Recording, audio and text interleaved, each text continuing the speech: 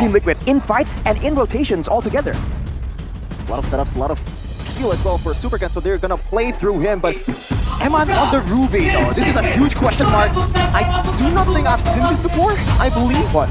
Eman Ruby? No, we haven't seen Eman on the Ruby, but it is Ruby Gold, not Roger Gold. It's Roger Jungle. Right now, we're gonna see what's gonna happen here. The battle of cavalries versus the robots. It is Team Liquid ID versus Bigetron Welcome Alpha. to Mobile Legends. Let's see it, man. Ruby Gold for Eman.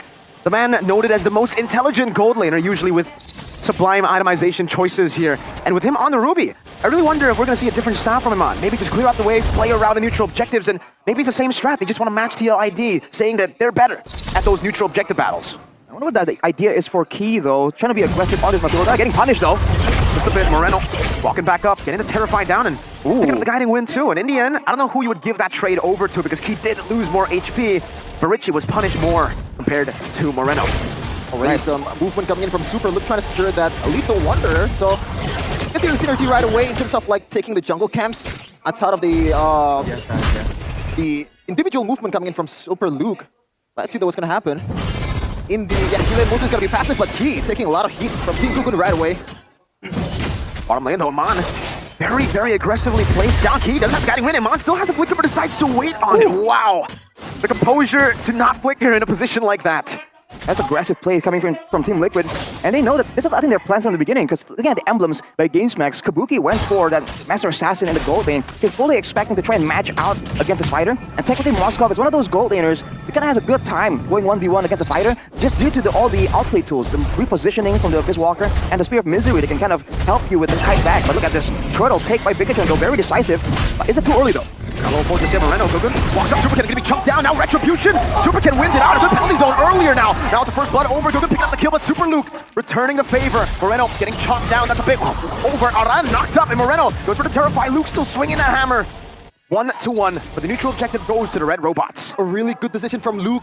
Even though he's not level 4 just yet, he knows that he's gonna be in time. That level 4 is gonna hit when the turtle is about to get taken down, and right away use that to gain some advantage towards that neutral objective. Aran was a little bit late on that fight. Meanwhile though, looking at the talent prediction, so 2-0, all of us predicted BTR is gonna win.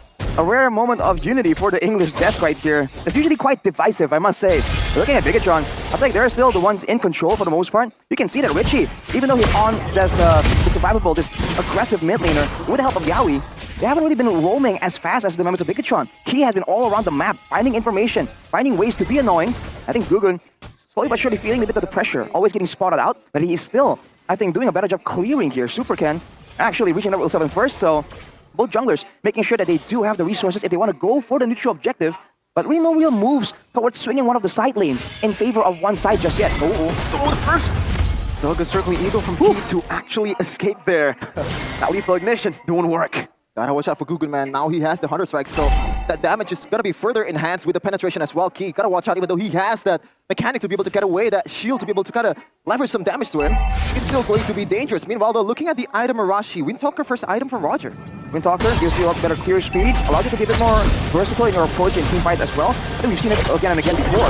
And now, it's so funny to see both junglers kind of waiting around near the litho, near the neutral objective, because they both clear so fast. Now they're both preparing to go for the turtle, and of course Kabuki can join in though. That's the big, massive factor right here. Good screening by Key here, just marching over to King Gugun. There, Super can go for the turtle, finds it there, despite the Minions Fury used up by Yaoi. Key's still able to escape. Now penalty zone in the midst of it all. Moreno gonna be chunked down and taken out, but so does the Barats. Aran falls, and Outlander's Ascent still marching on these HP bars, like in Pounce over the back. Now with the Fracture, Super Luke able to evade, gets out with the flicker. Richie flickers as well. Super Ken, a level ahead, will try to utilize this maneuverability to actually go for the seal, but I believe Gugun was still able to take that away. Now onto the mid lane turret, and still for Bigetron, it's a win. Yeah, keys to victory, Rashi. Don't be tunnel vision. I feel like the decision was there just to get the purple buff for King Gugun just like that, because like if you contest and fail at that, the consequences gonna be huge, and they went for it right away. Now they're down about 1k gold lead. I think it's the part of the plan to just go for a neutral objective and use the Minotaur, but Bigetron are playing this beautifully, man, using the Minions Fury, stolen by Moreno, to really match the crowd control potential and allow Supercan to, for the most part, have a better time right here, because for Team Liquid, they gotta be concerned about that circling eagle, they gotta be concerned about that penalty zone as well. Whereas for Supercan, that Daytona's welcome, you can see it coming from a mile away, man. It's so simple. And the way Bigetron Alpha is playing this is almost reminiscent to the old meta, the 1-3-1 meta, because you essentially have two fighters on both sides. They're pressuring, and that allows the Roger to have so many more opportunities. But look at the top side, though. Around with a big miss. That was well played still by Super Ken, though, because even if it connects, Super Ken now chasing the Dino down. The Lycan is better than the Dino. Super Ken up top in a 2v1, no problem. Super Ken said, invest on this, man. Beautiful outplay of fading the ultimate from Aran. That 2v1 gonna come in handy well, though. Yawi brought back the Minute's Fury, able to find all of them there as he gets out with the motivation roar. The Dominators are set, the battle of the Johnnies, just lasering each other down, but Aman is there to help to make it a 2v1, and Richie, he can't handle the pressure of his own Dominator's descent. Immediately the team would get back away, but I think they came out on top right there. I believe King Gugun was still able to get his purple buff, but the turtle immediately goes to Bigetron. Everything they do is planned out, man. The way they're rotating around right here, even now potentially catching Kabuki off guard. Okay. Oh no, they would use the SOD. Moreno comes in with a Terrify. Good Purify out from Kabuki and Bigetron.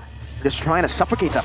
Almost looking at the deja vu right there. Kabuki with the Spear of Destruction finally connecting and gets away from the danger. But so far, Arashi, the neutral objective battle for Bigetron Alpha has been phenomenal. They always set up way earlier, like 5 seconds earlier than TLID. That's why they've been ahead, 2.7k gold lead. I think it's a lot earlier than just 5 seconds, Shevin, but Iman finishes the Sea Halberd as well. So great respect. You're talking about intelligent itemization, Mirko. Goes for the healing reduction against the Minotaur, against the Kabuki on the Moskov as well. A lot of ways to cut down on the sustain here, and Aman makes the play once more. Good, I'm offended over to Aran there. Goes for the missiles, circling Eagle. Over to the top as well, but he gets down now. Super Luke with a penalty zone. But Yawi with a great re-engage. No! The Barats chomps down over at Super Luke. They still are able to get that kill over. And it's a good trade for Liquid as they defend the tier 1 in the mid lane. Healing the Flash of the Oasis from Yawi. Beautiful item. And now, they actually get something out of that one, even though the gold lead, it only shrink down about 800 gold lead, but it is a gold swing nonetheless. With King Gugun picking up the Hefta Seas now, more burst potential, but the question remains on who? Who exactly is going to be looking for in the midst of these chaotic fights? Especially because the main jungler, the main carry from the side of Bigetron, it's going to be that Roger. And Super Ken has been amazing with the positioning. I don't think I've seen him getting grazed by a lot of card control tools just yet. Bigetron seems to be really intent on taking down this mid tower to really open up the map, open up the jungle for invades as well. But Team Liquid are consolidating on it. They're able to actually save this turret, but they're doing it at a cost of keeping everyone in the mid lane, allowing Bigetron to increase the gold gap just by farming. How do you deal with this? Kabuki, you have limited range, and against this kind of CC, it's really hard for you to pop up, or we can go front to back. Whoa! Danger! Great Terrify there. The Bronze goes over to as well. It's only going to be onto Super Key. He's still going to be taken down there, despite the healing. Ken jumps with the Lycan bounce. Great, I'm offended to lock the Dino down. Aran taken out. Spear of Destruction to the back. Kabuki still dealing some damage. A good flicker from Moreno to disengage. There's an Aroma there for the XP. Eman in the 2v1. Look at that healing from Eman.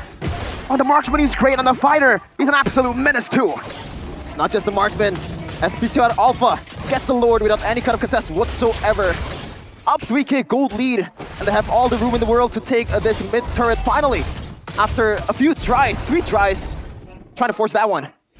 Ruby gold lane, man, absolutely menacing. The itemization choice as well, man. He went for the War Axe, knowing that he has a bit of protection. He can be aggressive, and he went for the Sea Halberd immediately, so double the healing. And of course, the basic attacks in between the cast of the Donor Wolf King and the slowest from the Ruby actually does a lot of damage. And I think Team Liquid needs to kind of respect that as well. They can't really leave him to his own devices, because he will eventually do a lot of damage, especially against the frontline members like Aran, like Yawi. I think they gotta make sure that they calculate the damage properly, because otherwise, they're probably just getting picked off before they even know it. Again, the Circling Eagle forcing out the Detona's welcome, and just like that, they deny the pickoff potential of the Dino Iman! With I'm offended now, no Detona's welcome, no anti-CC, Aran's gonna be chunked down under the base turret! Going once again, Aran gets the motivation roar to heal up at least to survive, but Bigetron still have a big Lord that's marching up top. We're marching in the middle though. The passive is already gone as well. BTR Alpha is looking to force this one. Eagle, Luke. His own flicker, zoning them in the back line. It's been his Fury. Doesn't connect to anyone. Like can bounce Yawi. Taken down to give Super Ken his unstoppable stats. Even with the Dominator's descent, that big HP bar that's so menacing isn't so menacing now. And Mon's trying to tank up the base turret shots for Super Ken to siege it down. But it's a bit of miscommunication there. Still for Bigetron, they'll play it clean. They'll back away and play with another wave in the mid lane. Gugun 2 levels down, another I'm offended. Aran Dominator's descent, trying to go for Super Key, who's flying around, but Ken just demolishes him. Now maneuvering up top, Kabuki decides to Abyss Walker forward, and Super Ken's just standing there taking the damage, getting pinned to the wall, but he doesn't care. Not while Key can keep healing him. This good play coming in. Oh man! By Gugun. That's just oversight from Bigetron Alpha, man. Playing it aggressive. They've been able to get the best out of Team Liquid again and again, especially key on the Mathilda. I think the aggressive pressure of this Mathilda has been severely underrated. The fact that the Circling Eagle is forcing out so many different ultimates and it's off cooldown so fast due to the Jetta Talisman, due to the Flash of the Oasis. Key is just spamming it again and again, and Team Liquid can't really match the skill usage here, and so they're falling behind. Even earlier, actually landing the Circling Eagle onto Yaoi, who was trying to go for a Minion Fury. Super Luke now with the Winter Crown. Look at his items, man. War Axe, Queen's Wings, instantly to the Winter Crown. He doesn't care about taking in damage. He wants to be aggressive, he wants to sustain back up, and then he wants to waste your time by just going invulnerable. That's the TikTok item, man. When you want to make an outplay, yeah. You want to make an outplay, use the Crown Flames. Yeah. And right now, Bigetron Alpha, as systematic as ever, never forcing the issue. Now they're up with 6k gold lead after a few attempts. Now, Kabuki, though, still on the other side of the map. I don't know about this. Circling Eagle over to Gugu, knocking him up, but it's all just to buy time. It's all diversion for Superkin to solo the Enhanced Lord. And I would say for Kabuki, it's okay. At this point, they can't go for the contest, so what he can go for is a mirror play in the bottom lane to try to get some turrets, and that he did. He was able to get two. Moskov pushing on the side lanes, definitely doing it a lot faster due to the attack speed buff that you get from the Abyss Walker. 2 turrets for the sake of the Lord, though. I think it's still very much worth it. Gold advantage at 6k for Bigetron, but they're going to equalize on the 2 base towers, most likely right here. Beyond that, though, they're going to be forced to fight into a Zask, into a Minotaur, into the Daytona's Welcome. So they have to be a bit more careful, a bit more calculative with how they want to approach these fights. That's a damage coming towards Luke, though, because he didn't go for any physical defense. He is just all sustain and invulnerability, man. Yeah, and just heals right back up with a single lane from the Spell Femmes, courtesy of the War Axe and also the Queen's Wings. Meanwhile, Key kind of looking for one more set here with the Circling Eagle. Throwing him away. Just trying to isolate these base turrets, and that they were able to do. Just in the mid lane, though, as the Lord will be dealt with. Kabuki on it, a run, trying to hold it from getting into that base vicinity. Kabuki with the Abyss Walker forward, and the Purify. Good with the nature to bait it out. Superkin gonna be baited with the Lycan bounce there. Luke low. TLID still standing, and Bigetron Alpha struggling to end. Later was see Abyss Walker to the front by Kabuki, but the intent was to bait out some of the resource of BTR. It worked out, but didn't really get anything done just like that. Now, BTR is looking once again to force down on towards the bottom lane. Oh, another Circling Eagle hovering over Aran as a Winter Crown by Luke, forced to flicker back. And this time, Bigetron Alpha, they will have to play systematically again, the discipline route. This is reminiscent from the old Team Liquid days when they were under a different name, when they were able to just bring the game somehow to the late game and find ways to kind of make an advantage here. Before we get into that, though, Game Fact here by our new application GoPay.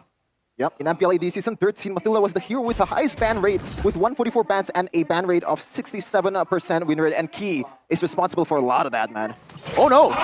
Aran, all alone! You can probably hear Ranger Master say, "What are you doing, Aran?" Because you're definitely way too overextended, even as a frontliner. And the Winter Crown, that was very unnecessary. There is no way, ain't no way you're escaping from that.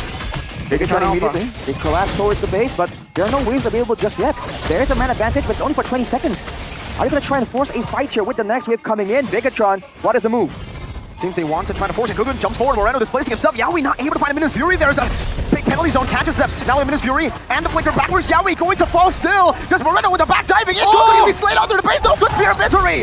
The base wide open, but they can't go. Okay, what was that? Jumping to his demise. Not playing around it again. Superkin will take the base through in the bottom lane. The runners respawn back in. No way to play with him, man. Flickering forward, unable to find Imon Pin, not just yet. The Circling Eagle to knock Richie up now. A Super Loop will be munched down upon. Ken doing so much damage, picking up the Legendary, and finally, they'll go for the base. That's a Winter Crown into a penalty zone to knock Richie down. Game number 1. Bigetron Alpha takes that one. Team Liquid ID, a lot of mistakes, man. A lot of things to note around, even Kabuki.